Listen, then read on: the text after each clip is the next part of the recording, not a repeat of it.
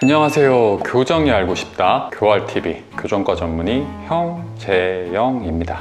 오늘은 마지막으로 성장기 교정에 대해서 설명드려 볼까 합니다. 아마도 부모님들이 일상생활에서 아이들을 그냥 눈으로만 보는 것만으로 파악하시기 힘든 부분인데 바로 턱의 비대칭에 관한 문제입니다.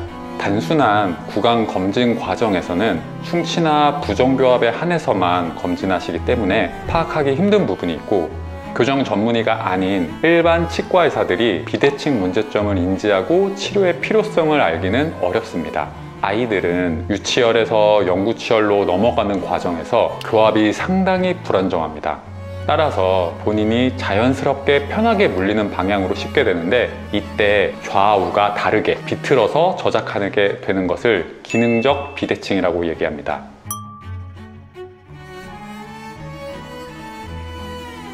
문제는 교합이 비틀어진 채로 안정화되게 되면 커가면서 하악턱 골격이 그대로 틀어져서 성장하여 성인이 되면 얼굴 비대칭이 눈에 띄게 되고, 이를 인지하실 때쯤에는 수술 이외에는 방법이 없을 수 있습니다.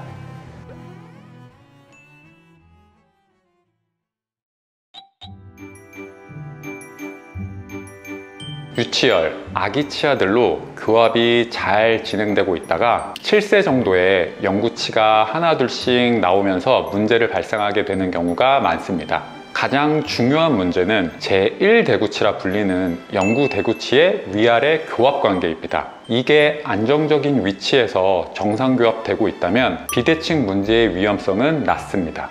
그러나 비대칭이신 분들은 대부분 한쪽은 정상교합이고 다른 한쪽은 틀어진 채로 교합을 하게 됩니다.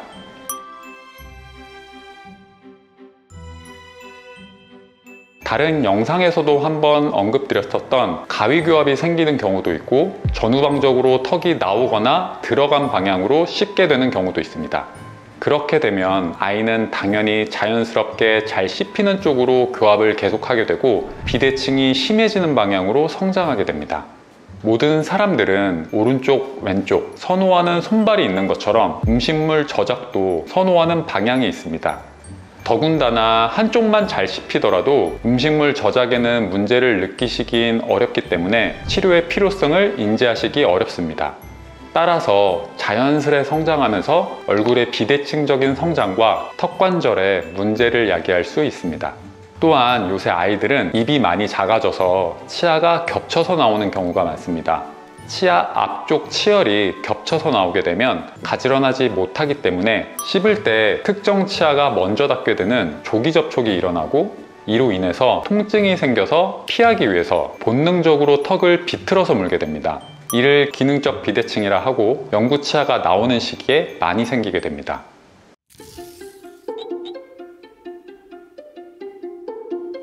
가장 확실한 방법은 CT를 이용한 방법이지만 스컬피, 파노라마 같은 방사선 사진을 이용하기도 합니다. 치과에서 흔히 쓰는 파노라마 사진을 이용하여 하악 각이나 레이무스의 높이가 좌우 차이를 심하게 보일 때 비대칭 문제를 파악하게 됩니다. 증명사진과 같은 셀카를 통해서도 파악이 가능한데, 얼굴의 중심선을 기준으로 턱 끝이 한쪽으로 치우쳐 있거나 턱 한쪽이 볼록한 느낌이 있으면 비대칭 문제가 있다고 보시면 됩니다. 물론 CT를 제외한 방사선이나 사진 촬영은 찍는 각도나 방향에 따라서 좌우 대칭이 달라 보이기 때문에 그에 따른 수정과 고려는 필수적입니다.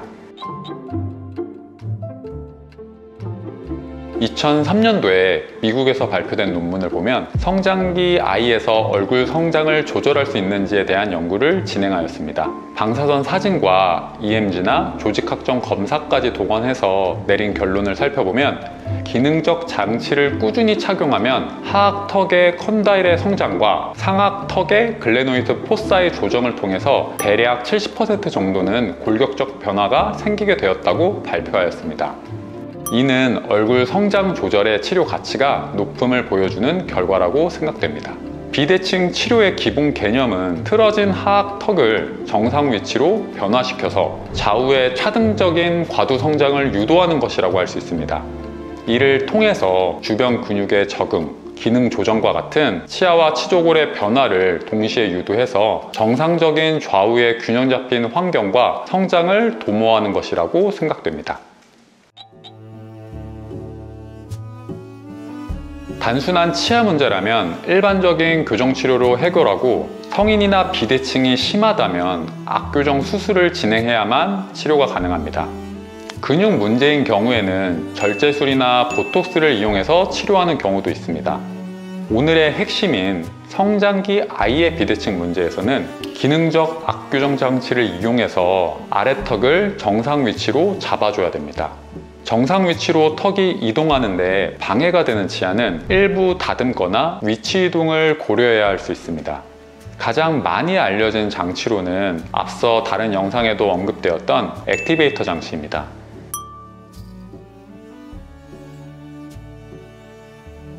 이것 말고도 하이브리드 어플라이언스라는 장치를 사용하기도 합니다.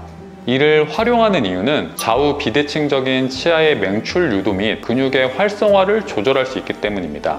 그냥 처음 만들어진 장치만 계속 착용한다고 해결되는 문제는 아니고, 꾸준히 환자의 변화에 맞춰서 장치를 그라인딩하거나 조정해서 균형을 맞춰줘야 됩니다. 조기 접촉이 일어나는 치열 문제는 장치에 간단한 스프링을 달아서 해결하기도 하고, 일부 치열 교정 장치를 붙여서 해결하는 경우도 있습니다.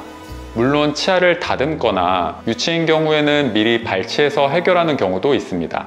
이런 치료 과정이 자로 재면서 하는 치료 과정은 아니기 때문에 대칭을 완벽하게 맞출 수는 없지만, 최대한 균형에 맞게 성장 과정에서 비대칭을 유발할 수 있는 요소를 차단한다는 개념으로 받아들이시면 될 것 같습니다.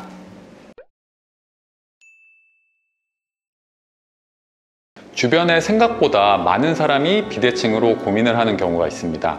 앞서 언급드렸다시피 이미 성장이 완료된 성인이라면 수술 이외에는 방법이 없을 수 있으나, 성장기 아동이라면 달라질 수 있습니다. 어린 시기에는 경미해 보이는 비대칭이 성인으로 성장 시에는 큰 골격적 비대칭을 가져올 수 있습니다. 물론 아이의 성장 완료된 모습을 예측하는 것은 힘들다는 한계점이 있습니다. 또한 긴 시간 동안 아이의 협조도와 치료 기간이 필요한 문제이기 때문에 섣불리 치료를 선택하시기 어려울 거라 생각됩니다.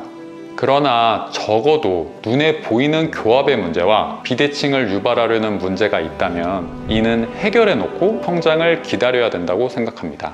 비대칭 교정은 얼굴 변화를 고려해서 치료가 필요하기 때문에 기왕이면 교정 전문의가 대표인 담당 의사가 바뀌지 않는 곳에서 상담받으시기를 권유드립니다.